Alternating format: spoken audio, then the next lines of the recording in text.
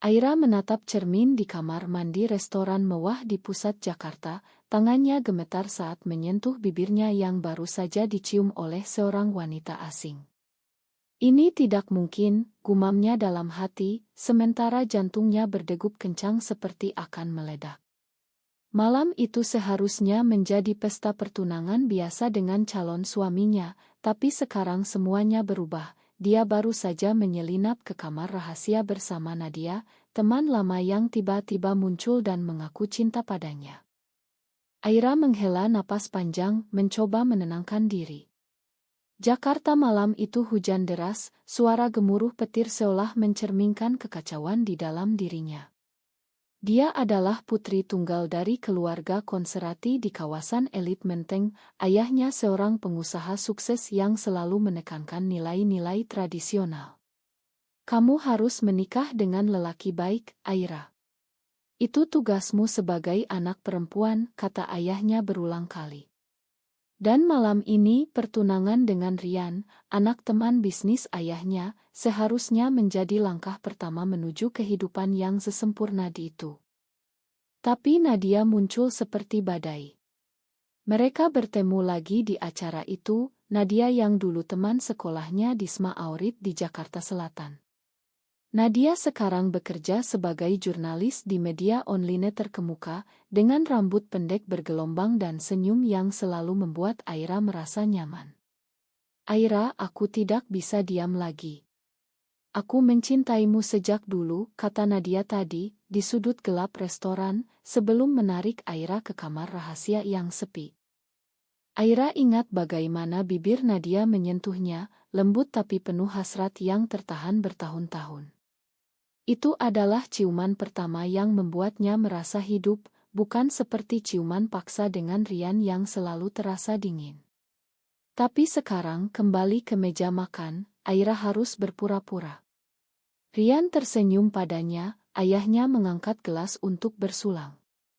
Selamat, anakku. Ini awal dari kebahagiaanmu, kata ayahnya. Aira tersenyum palsu, tapi di dalam, pertanyaan membara, mengapa hatinya memilih Nadia. Malam berlanjut dengan tawa paksa dan obrolan ringan. Aira mencuri pandang ke Nadia yang duduk di meja lain, diundang sebagai teman lama. Nadia menatapnya dengan mata penuh harap, tapi juga ketakutan. Mereka berdua tahu, di Indonesia ini, cinta seperti ini bukanlah sesuatu yang bisa diterima begitu saja. Masyarakat masih melihatnya sebagai penyimpangan, keluarga akan mengusir, dan karir bisa hancur. Aira merasa terjebak antara kewajiban dan keinginan hati.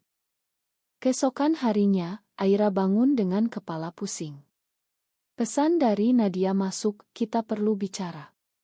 Aku tidak bisa lupakan malam tadi.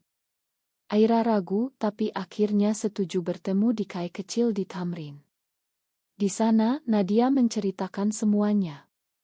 Aku sudah lama sadar aku suka perempuan, Aira. Tapi kamu membuatku yakin itu benar.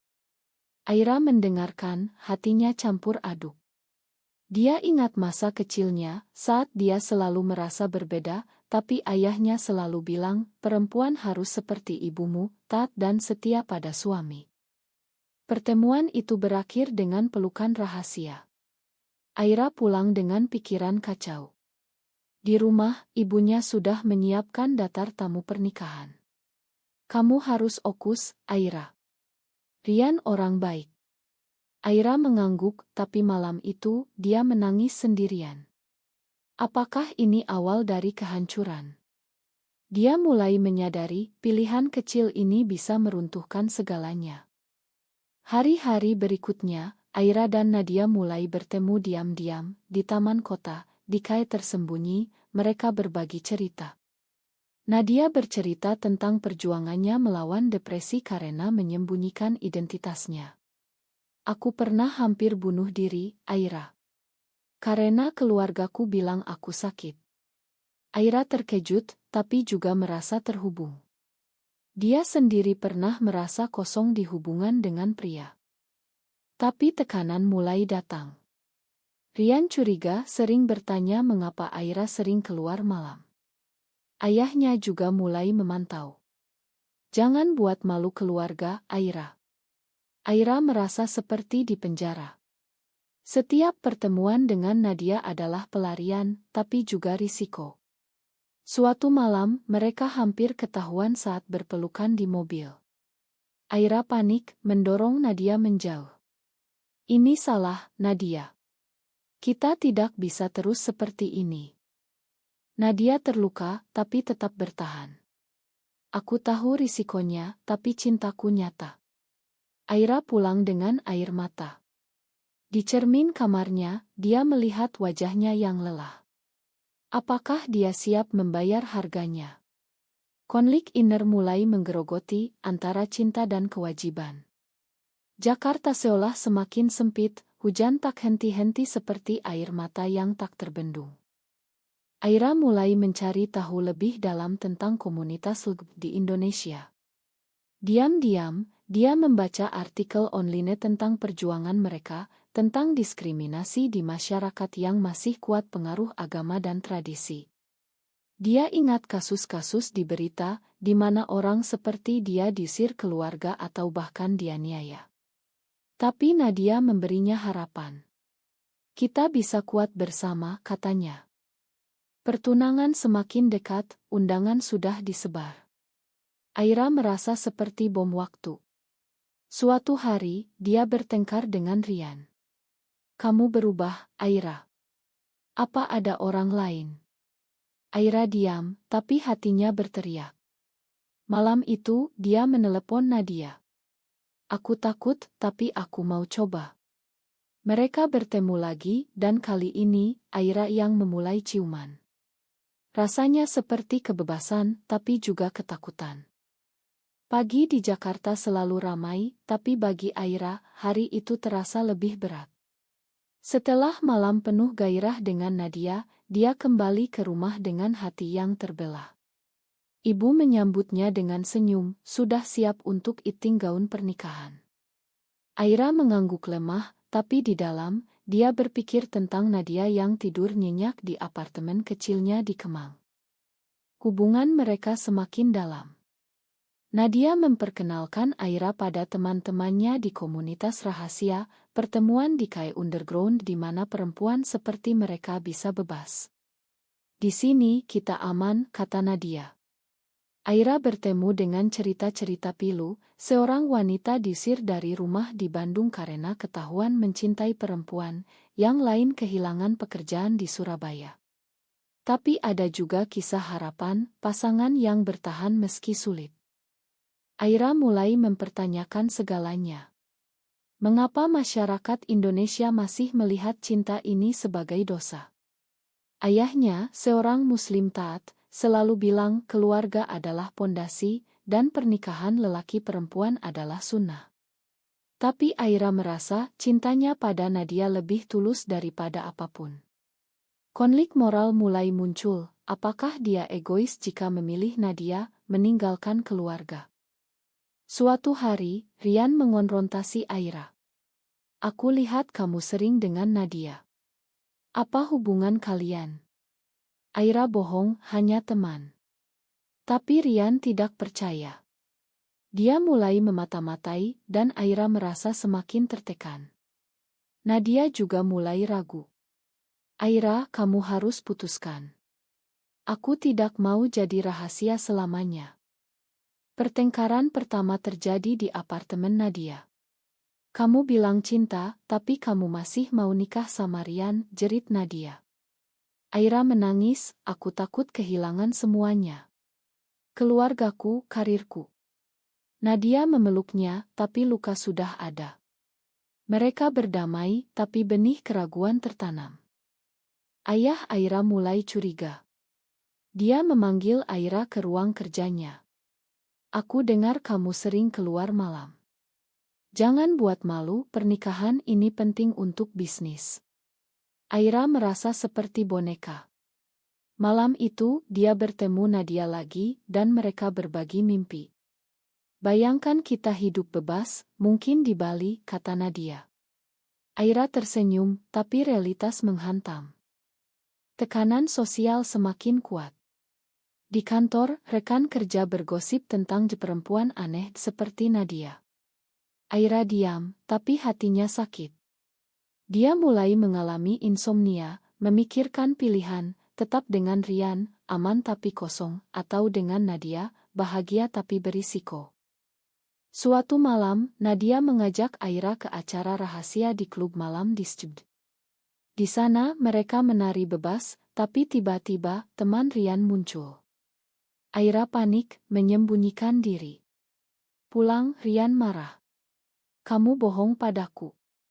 Mereka bertengkar hebat, Rian hampir memukul, tapi berhenti. Aira lari ke Nadia, menangis. Aku tidak bisa terus seperti ini. Nadia menenangkan, tapi mulai memikirkan pengorbanan. Aku rela kehilangan segalanya untukmu, Aira. Tapi kamu. Pertanyaan itu menusuk. Aira pulang dengan keputusan sulit. Besok, dia harus bicara dengan ayah. Pagi harinya, Aira menghadapi ayah. Ayah, aku tidak yakin dengan pernikahan ini. Ayah marah, apa maksudmu? Ini sudah ditentukan. Aira diam, tak berani bilang yang sebenarnya. Dia pergi ke kantor, tapi pikirannya di Nadia. Hubungan mereka semakin intens, tapi juga rapuh. Nadia mulai sakit karena stres, Aira merawatnya. Di saat itu, Aira sadar, Nadia adalah segalanya. Tapi telepon dari ibu, Rian bilang kamu aneh akhir-akhir ini. Apa ada masalah? Aira bohong lagi. Konflik memuncak saat Nadia mengusulkan lari. Kita pergi dari Jakarta, mulai baru. Aira tergoda, tapi takut. Malam itu, mereka bertengkar lagi. Kamu pengecut, Aira, kata Nadia. Aira pergi, tapi kembali, meminta maaf. Mereka berdamai dengan pelukan. Tapi bayang-bayang pengkhianatan mulai muncul. Rian menemukan pesan di ponsel Aira. Dia marah, mengancam cerita ke ayah. Aira panik, memohon. Jangan, Rian. Ini kesalahan. Rian setuju diam, tapi dengan syarat, batalkan hubungan dengan Nadia. Aira dihadapkan pilihan, Nadia atau keluarga. Dia memilih diam sementara, tapi hatinya hancur. Nadia merasa dikhianati. Kamu pilih mereka daripada aku. Aira menangis, bukan begitu. Tapi keretakan sudah ada. Hari-hari berlalu dengan ketegangan. Aira mulai menjauh dari Nadia, tapi rindu menyiksa. Di masjid, dia berdoa, meminta petunjuk. Tapi jawaban tak datang. Masyarakat sekitar mulai bergosip, ayah semakin ketat. Jakarta semakin panas, baik cuaca maupun hati Aira. Setelah pertengkaran dengan Nadia, dia mencoba fokus pada persiapan pernikahan. Gaun putih sudah siap, tapi setiap kali memakainya, Aira merasa seperti mengenakan belenggu. Rian bertindak seperti semuanya normal, tapi matanya penuh kecurigaan. Nadia menelepon berulang kali, tapi Aira mengabaikan. Aku harus akhiri ini, pikir Aira. Tapi malam-malamnya diisi mimpi tentang Nadia, tentang kebahagiaan yang hilang. Ayahnya senang kamu akhirnya sadar, Aira. Tapi ibunya curiga kenapa kamu murung terus. Suatu hari, Nadia muncul di kantor Aira. Kita harus bicara. Mereka pergi ke taman, Nadia terlihat lelah. Aku tahu Rian ancam kamu. Tapi aku tidak bisa tanpa kamu. Aira menangis, ini terlalu berat, Nadia. Keluargaku akan hancur. Nadia marah, dan aku. Aku bukan apa-apa. Pertengkaran itu berakhir dengan Nadia pergi, meninggalkan Aira sendirian. Aira pulang, tapi di jalan, dia melihat berita tentang raya polisi terhadap komunitas di Yogyakarta. Hatiku sakit, memikirkan jika itu Nadia. Dia menelepon, tapi Nadia tidak angkat. Tekanan keluarga semakin kuat. Ayah mengadakan makan malam keluarga besar, di mana semua omongan tentang nilai keluarga tradisional. Pamannya bilang, di Aman sekarang banyak penyimpangan. Kita harus jaga anak-anak. Aira diam, tapi hatinya memberontak. Malam itu, Rian datang ke rumah. Aira, kita harus jujur. Aku tahu tentang kamu dan Nadia. Aira terkejut. Rian melanjutkan, aku tidak marah, tapi ini harus berhenti. Demi masa depan kita. Aira merasa terpojok, setuju diam-diam. Tapi Nadia tidak menyerah. Dia kirim surat panjang menceritakan perjuangannya. Aku lahir di keluarga sederhana di Medan, ayahku meninggal karena depresi setelah tahu aku lesbian. Aku tidak mau kamu alami itu. Aira membaca dengan air mata, tapi tetap diam. Konflik etis semakin dalam. Aira bertanya pada diri, apakah mencintai Nadia dosa? Di Indonesia, atwa mui tentang membuatnya takut.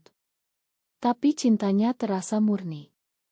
Dia mulai konsultasi diam-diam dengan psikolog, yang bilang, identitasmu valid, tapi masyarakat belum siap.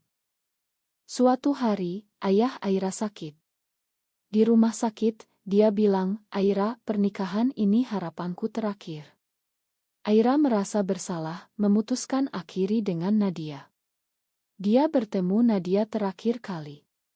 Ini akhir, Nadia. Ma. Nadia terpukul, kamu khianati aku, Aira. Nadia pergi, tapi bukan tanpa balas. Dia posting di media sosial tentang perjuangan LGBT, tanpa sebut nama, tapi Aira tahu itu tentang mereka. Gosip mulai menyebar di lingkaran teman. Rian senang, sekarang kita bisa maju. Tapi Aira merasa hampa. Malam pernikahan mendekat, dia mulai minum obat tidur untuk lupakan Nadia. Tapi Nadia kembali, kali ini dengan teman. Mereka konfrontasi Rian. Jangan paksa Aira, kata Nadia. Rian marah, hubungi ayah Aira.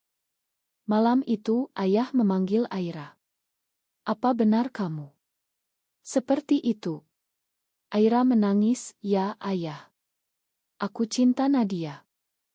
Ayah marah besar, kamu bukan anakku lagi. Dia usir Aira dari rumah. Aira lari ke Nadia, tapi Nadia ragu. Kamu sudah sakiti aku. Aira tidur di hotel sendirian. Pikirannya kacau, memikirkan pengorbanan. Apakah ini benar?